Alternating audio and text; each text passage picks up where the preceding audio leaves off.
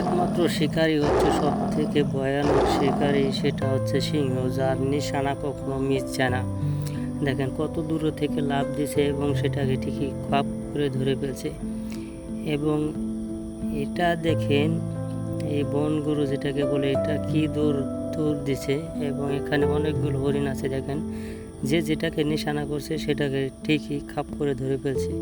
এবং এটা নিশানাকে দেখেন আস্তে আস্তে ধীরে ধীরে যে ধাপ করে কোথায় থেকে ধরে ফেললো।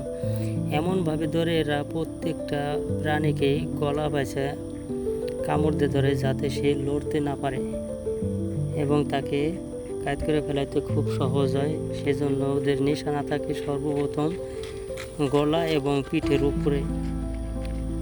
গলার যে ঢোর বলে আমরা, ঢোর এবং পিঠের উপরে, এই দুইটা জায়গায় ওদের নিশানা সব থেকে বেশি এবং মারাত্মক ভয়ানক জিনিস। দেখেন আর মানুষকে ধরলে